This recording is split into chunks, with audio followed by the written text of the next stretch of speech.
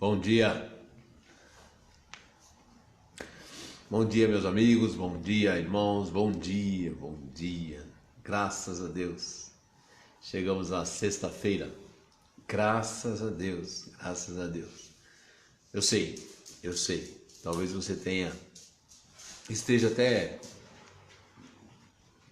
observando e pensando, nossa, as lutas foram grandes. Tá bom, não tem problema não. As vitórias também são proporcionais às lutas que nós temos.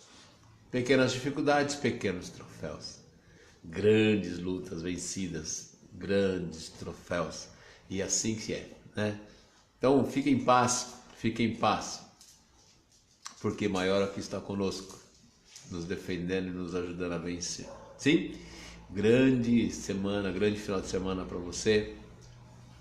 Nós vamos orar ainda pelos nossos dias, mas que o final de semana seja um final de semana muito abençoado, muito cheio da graça de Deus, que você possa tirar um tempo para apresentar seu culto ao Senhor nesse final de semana, celebrando aí a graça de Deus sobre a tua vida. Sim? Tranquilo? Então tá bom. Hoje vou te contar mais uma história na Bíblia, mais uma história, mas que, como todas as outras, tem muito a nos ensinar. Eu quero que você, depois, na hora que você tiver um tempinho, na hora que estiver mais tranquilo, você vai lá na sua Bíblia e leia o capítulo 28 e o 29 de 2 Crônicas, o livro das Crônicas. 2 Crônicas 28, 2 Crônicas 29. Lá você vai encontrar uma história bastante interessante que é do rei Ezequias. Rei Ezequias foi um dos reis em Judá e ele foi um rei que ao assumir o seu reinado, ele foi muito importante, ele comandou muito bem o seu período. Mas, antes de Ezequias, eu vou falar com vocês um pouquinho também a respeito do pai dele, que foi o rei Acás. Ezequias teve um governo de 25 anos. Ele começou um pouquinho antes, com seu pai, começou a governar junto com seu pai, mas em seguida, com a saída do pai, com o falecimento do pai, ele assume de fato o reinado, o reino, e ele fica por 25 anos ali como rei de Israel. 29 anos, aliás, né? Ele foi rei aos 25 anos de idade, desculpa. 29, 25, muito próximo às datas ali, né? Os valores, muito próximo. 25 anos de idade ele assumiu e governou por 29 anos. Acás foi um dos reis, o pai de Ezequias. Enquanto rei de Israel, rei de Judá, ele pegou e decidiu que ele não seria um bom rei. Mas tem essa possibilidade de decidir? Lógico, como eu e como você. Temos a possibilidade de decidir aquilo que somos, aquilo que queremos, aquilo que fazemos. Temos a condição de decidir aquilo que fazemos. Então Acás foi um rei mau. Ele governou com injustiça, ele governou abrindo mão da presença de Deus, porque é um povo que vinha em altos e baixos com relação à presença de Deus para o povo e com o povo, os seus governos, né? E Acás foi aquele que abriu mão. Ele falou, não caminho com Deus, não quero saber de Deus. E pelo contrário, em vez de gerar aproximação com Deus, ele se afastou totalmente de Deus, dada a maldade que havia em seu coração. Destruiu o santuário, o local de culto, ele destruiu. Ele não queria mais saber da presença de Deus ou de ser conduzido de acordo com orientações de Deus. Então ele abandona, ele assume outros comportamentos, deuses pagãos, a idolatria. Ele traz tudo isso para dentro do seu reinado. Olha, Acás, ele afastou-se tanto de Deus que a sua mente ficou perturbada. Isso eu estou dizendo. Porque o que pode explicar um camarada pegar os seus filhos e fazer sacrifício a deuses pagãos? Ele ficou perturbado. Paz, Marlene. Graça e paz. Tenha aí um dia excelente, tenha um dia de vitória, viu? Deus te abençoe. Nossa irmã Marlene. Deus te abençoe. Bom, a casa, então, no meu ponto de vista, ficou realmente perturbada, porque deu seu filho a deuses pagãos em sacrifício. Sacrificou seu filho a um Deus. O nosso Deus, o Deus de Israel, ele não recebe esse tipo de sacrifício. Ah, já sei, você vai falar de Abraão, né? Abraão, mas Deus pediu a Abraão que lhe desse Isaac. Então, mas naquele pedido, Deus queria alcançar Isaac ou alcançar Abraão? Qual foi o objetivo de Deus naquele pedido? Deus não precisou de sacrifício de filho nenhum. Deus não precisou de que ninguém matasse seus filhos para agradá-lo. Mas alguns deuses pagãos pediram isso a Acas, e Acas não teve dúvida. Foi lá e matou seu filho e entregou como sacrifício a esse Deus. Você vai ler o texto de 2 Crônicas, no capítulo 28, você vai encontrar essa parte da história. Acas foi um rei que, por suas decisões erradas, levou o povo ao sofrimento e perdas terríveis. É a consequência natural daquele que se afasta de Deus e começa a andar dissolutamente. Consequência natural. Levou o seu povo à perda, levou o seu povo ao sofrimento. E o povo sofria demais, sofrendo demais. Você pensa que Acas ele se conformava só em tomar decisões erradas? Era interessante que Acas, conforme as decisões iam sendo tomadas e os resultados negativos iam acontecendo, ele cada vez mais ele se enfiava pelo caminho errado, caminho do mal, longe de Deus. E aí, o que ele resolveu fazer? Diante da vida que ele vivia, diante de tantas perdas acontecendo com o seu reino, que ele perdia muitas guerras, Acas, em vez de voltar-se a Deus, ele foi buscar outras companhias. E essas companhias também não eram de Deus. Essas companhias também eram de homens pagãos, homens infiéis. E ele começou a fazer alianças com outros reinos ao seu redor, a fim de ter força suficiente para continuar existindo e continuar lutando. E, inclusive, uma das alianças que é a mais falada é a aliança com o rei da Síria, a Síria. E todas essas alianças que ele fez trouxeram perdas, né? Aqueles que eram amigos deixavam de ajudá-lo e passavam alguns até a persegui-lo. Então era perda em cima de perda, perda em cima de perda. Olha, Acas foi tão terrível como rei que na sua morte ele não pôde nem ser enterrado junto aos outros reis. Foi separado. Isso era... Você fala assim, mas o que tem a ver? É que a gente tem que pensar um pouquinho de acordo com a cultura, de acordo com a circunstância lá no momento, de acordo com o tipo de vida que as pessoas tinham. E isso era uma desonra. Não ser enterrado junto com os reis, não receber a honra após morte, era terrível para ele. Acas não alcançou essa graça, não teve essa condição. Olha, melhor esse camarada ficar longe até dos mortos. Deixa ele lá. E enterraram ele fora. Isso é eu que estou dizendo. Deixaram ele fora e foram enterrados fora.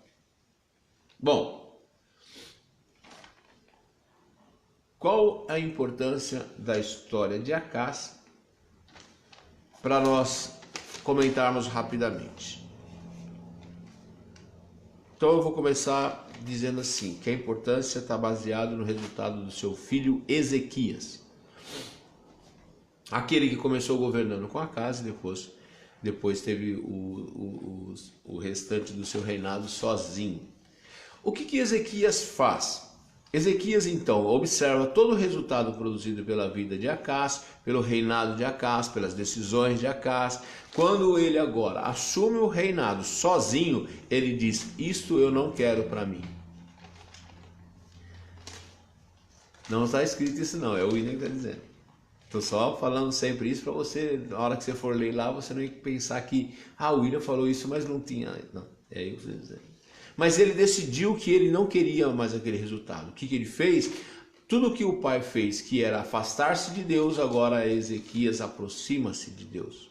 Ezequias chama o povo, chama os maiorais do povo e diz: olha, a partir de agora, o nosso país, o nosso reino, a nossa cidade, o nosso povo não caminhará mais pelos caminhos que meu pai caminhou. E nós faremos ao contrário. Meu pai se afastou de Deus, nós nos aproximaremos de Deus. E aí ele dá ordem aqui para que todo o reino fosse então agora trazido ao arrependimento, trazido a um novo posicionamento, que o reino fosse então participasse e fizesse com Deus um conserto, um pedido de perdão, uma mudança de atitude. Aquilo que Acás destruiu, que era o santuário de Deus, agora Ezequias começa a reconstruir o altar de Deus, buscando trazer de volta tudo aquilo que o seu pai destruiu. Sabe, gente, é assim, uma das coisas importantes que você tem que observar nisso tudo, é que muitas vezes, no ambiente que você vive, seja ele familiar, que é o mais forte, nós temos o ser humano como parte do seu comportamento, parte da sua forma de viver, baseado no princípio da família. Ele aprendeu com a família, né? Então ele é fruto do meio, Com Ezequias, o meio em que ele vivia trouxe nele a capacidade de decidir diferente do que o pai fazia. Presta atenção, ele não foi mais um dentro da história da família de Acás. Ele observou o resultado que o pai tinha, o pai teve, aonde o pai chegou com aquele comportamento, e ele decide, fala: não, isso eu não quero para mim. Isso eu não quero para mim. Nem como pessoa e nem como rei, né? Ele tomava conta de um povo. Muitas vezes não é o seu caso, mas você toma conta de uma família, você toma conta de pessoas que estão ao seu redor no teu trabalho. De alguma forma, a tua vida representa muito, o teu resultado representa muito. Ezequias então decidiu que aquele caminho que o pai seguia, aquele caminho que por onde o povo foi levado para ele não servia, então agora o que ele queria era retomar. Tanto que quando a Bíblia fala, e você vai ler lá, ele fala que Ezequias não tomou o exemplo de seu pai Acás. Ezequias tomou o exemplo de e ele chama de pai também, Davi, mas na realidade é como uma referência só. Quando ele diz pai, querendo se referir à importância que tinha Davi para aquele reino. Então ele usa Davi como uma referência de governo e de homem de Deus, e de homem que prosperou, e de homem que cresceu, e de homem que deu certo. Então ele pula o exemplo do pai dele. E ele fala: não, eu quero ser igual a Davi. Não quero ser igual ao meu pai. E quantas vezes você não tem perdido, e perdido muito, porque você fica nesse meio onde você nasceu, nos exemplos que você tem à sua volta, e você ainda continua crendo que são bons exemplos. Os seus olhos não abriram ainda para perceber que são destinos de morte. São caminhos que vai te levar à morte, caminhos que têm te levado a perdas, caminho que tem te levado às tristezas, a ter uma vida triste, a ter uma vida de sofrimento. Porque é muito bom quando você pensa que está dando certo, mas quando você para e senta no sofá da sua casa, senta na mesa da sua cozinha, você olha com critério, olha com seriedade e você observa que não é bem assim. Você está vivendo uma vida de perda, os inimigos têm te atacado e têm vencido, as lutas que têm se aproximado, você não tem ganho. Pelo contrário, você começa a fazer empréstimos, você começa a se associar com aqueles que trazem derrota. Olha, me permita aí um momentinho só de um português fora de um contexto, ou fora desse contexto do vídeo. Vou te dizer o seguinte, tem uma expressão que diz assim, tenho até vergonha às vezes de falar, eu vou falar para você entender o que eu quero dizer. Sabe quando as pessoas chamam o outro de Zé Ruela? Ou seja, o cara que não é ninguém, o cara que não representa nada, o cara que é um problema? Se você anda com gente assim, você também é um problema. Se você não entendeu e não consegue observar nas pessoas que você anda ao teu redor, que você tem ao teu redor, que eles são assim, desculpa, a tua visão está totalmente prejudicada e você é igual. E você está se tornando igual. Se eles vivem vidas de perdas, você também vai viver vida de perda, porque não tem como dar certo quando você anda com pessoas que não te trazem crescimento, que não agregam valor àquilo que você tem e que você é. Então, fica a dica. Aprenda a usar bons exemplos, assim como fez Ezequias. Olha, o exemplo de meu pai é de perda, não quero. Eu quero o exemplo de Davi, que é exemplo de vitória, que é exemplo de sucesso, que é exemplo da coisa certa. Quem tem sido suas referências? Davi ou Acás? Quem que você tem trazido para estar contigo? Quem que você tem buscado ensinamento? Davi ou Acás? Como que você tem avaliado aqueles que estão caminhando com você? E quais decisões que você tem tomado, que eles tomem e que você compartilha? Quais são as decisões que eles tomaram para a vida deles e que você termina compartilhando porque você está junto? Você já teve vergonha alguma vez de decidir pelo certo porque as pessoas que estão ao seu entorno acreditam que aquilo é um exagero? Decidir pelo certo é um exagero? Porque é tão comum as pessoas decidirem mal ou aceitarem o errado como certo e que fica difícil às vezes de você se posicionar. Eu quero que você tenha coragem de se posicionar de forma certa, de forma correta, de forma coerente, mesmo que aquelas pessoas não te entendam.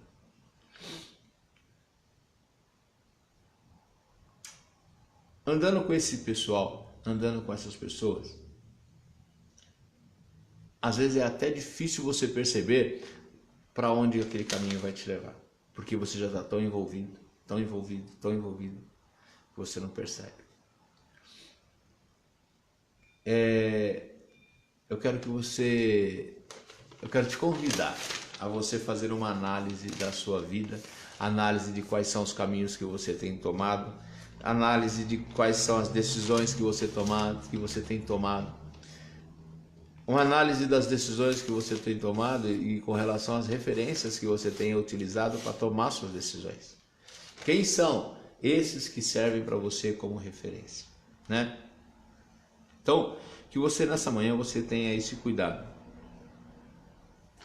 de pensar. Tenho caminhado com Acás, que foi um rei mau, perdeu, ou minhas decisões para a vida têm sido baseadas em Davi, que foi um rei de sucesso. Quem são as pessoas que você tem usado como referência?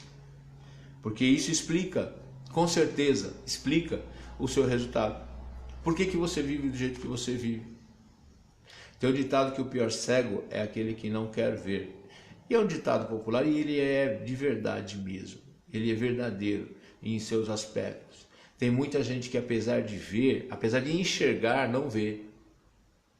Apesar de enxergar, não vê qual é o resultado que ele produz, qual é o resultado que ele está vivendo, e ele não abre mão de princípios que levam para a desgraça, que estão levando a família dele à perda. Ele não abre mão desse princípio, porque ele consegue enxergar, mas ele não consegue ver. Hoje eu te convido a uma mudança de atitude, a você olhar o seu entorno, observar e ver o que te traz perda, e ver o que está te trazendo derrota. Mudar o seu comportamento, mudar o seu modo de vida, mudar a estrutura que você criou, para que você tenha a mínima possibilidade de ter uma vida de vitória, uma vida de sucesso. E eu não estou pregando aqui teologia de prosperidade, coisa nenhuma. Eu estou te falando de mudança de atitude, e que cabe a todos nós. Quando você olha a história de Ezequias, quando ele reconstrói o templo, é no sentido, ele reconstrói o templo porque é a fé que ele professa em Deus, e isso é fundamental. Crer que Deus, ele é o nosso guia, crer que Deus, ele é o nosso sustentador, crer que Deus, ele tem cuidado de você, ele tem cuidado de mim, mas nada acontece se não houver na tua vida uma decisão de louvor a Deus, uma decisão de caminhar com Deus, uma decisão de busca a Deus. Não há como você melhorar, não há como você restaurar os seus padrões daquilo que até você já viveu. Não tem como, sendo que você não abre mão de viver em cima de um reinado como o de Acás, com associações com os pagãos, com associação com quem não presta, com associação com invejosos, com aqueles que trazem perda. Não tem como você mudar de vida se você não pôr um ponto final nisso e decidir: eu vou andar ao lado de Deus, e a partir de hoje as minhas companhias, as minhas decisões serão baseadas em decisões de homens que são de Deus, que tiveram sucesso porque foram homens de Deus. É isso que eu te convido nessa manhã, para que nós possamos aprender com Ezequias. Ezequias se afastou de tudo que não prestava. Ezequias se afastou de todos aqueles que não tinham bons resultados. Ezequias correu, fugiu, não queria saber mais daqueles que trouxeram prejuízo para ele. E aí Ezequias começou a construir um reino próspero. Então, quer ter uma casa próspera, quer ter família próspera, quer ter família abençoada, quer ter um bom resultado, creia que Deus pode restaurar, mas primeiro você restaure a sua companhia com Deus, busque a Deus, aproxime-se de Deus, se afaste daqueles que te trazem prejuízo, se afaste daqueles que te trazem mau ensinamento, se afaste daqueles que a companhia deles é uma companhia de perda. Ore por eles. Eu estou falando para você abandonar as pessoas, para sair com raiva das pessoas, não tem nada a ver com isso, né? Estou falando para você abandonar os comportamentos, os procedimentos, e que as suas decisões sejam pautadas em bons exemplos, em exemplos de homens de Deus, em exemplos dados pela palavra. Se aproxime de Deus, de forma que a sua vida, com certeza, da mesma forma que enquanto Ezequias teve o cuidado de permanecer nesse projeto, de se afastar do mal, de se afastar do erro e fazer a vontade de Deus, Ezequias prosperou. Enquanto ele foi firme nesse propósito, ele também foi um homem próspero, e o seu reino foi próspero. Então que você possa também decidir por abrir mão de alguns conceitos, que você possa decidir abrir mão de alguns procedimentos que você, na realidade, pautado na experiência do outro, acredita que para você também dá certo. Olha, se levou o outro à perda, vai te levar à perda também. Sim? Vamos orar? Senhor Deus e Pai, te agradecemos por mais este dia, te agradecemos pela tua presença, pela tua graça, te agradecemos, ó Deus, pela tua bondade. Bondade essa que tem nos conduzido e nos tem permitido viver até o dia de hoje. Ah, Senhor, se não fosse a tua graça, se não fosse a tua misericórdia, teríamos já, Senhor, sucumbido à maldade, sucumbido aos nossos erros. E nessa manhã, Senhor, o Senhor nos dá a oportunidade de refletir sobre Acás e sobre a vida de Ezequias e as decisões que esses homens tomaram. E que em nós, então, ó Deus, haja a consciência de que precisamos aprender com Ezequias. Abrir mão daquilo que não te agrada, abrir mão daquilo que é errado, abrir mão dos maus exemplos, abrir mão, Senhor, de ser politicamente correto, mas que nós possamos ser homens e mulheres preocupados em fazer a tua vontade e entender, ó Pai, qual é o caminho que o Senhor tem designado, qual é o caminho que o Senhor tem nos conduzido. Senhor, que nós possamos, olhando ao nosso redor, encontrar homens e mulheres que sejam referências de sucesso, referências, Senhor, de obediência, referências, Senhor, Deus bendito, de decisões que lhe trouxeram prosperidade, trouxeram alegria, trouxeram paz para suas casas, para suas famílias, para os seus ambientes de trabalho. Senhor, abre, Senhor, e permita que nossos olhos sejam abertos para enxergar, ó Deus, qual é a tua boa e perfeita vontade. Senhor, dá-nos um final de semana abençoado. Teremos reuniões nas igrejas, Senhor, nesse final de semana, de culto a Ti, de louvor a Ti. Então, recebe, Senhor, o nosso culto, recebe, Senhor, o nosso louvor. Seja conosco, dá-nos a Tua graça, em nome do Senhor Jesus. Amém e graças a Deus. Sim? Domingo estaremos lá na igreja Comunidade Cristã Fonte de Vida, em São Mateus, Rua Desembargador Silva Pereira, 183.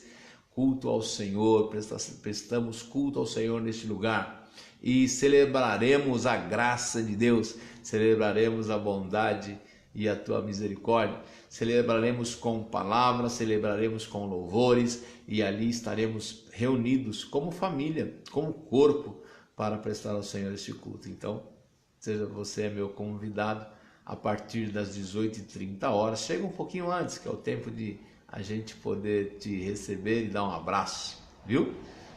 Seja conosco ali, domingo, 18h30. Fiquem com Deus, um excelente final de semana.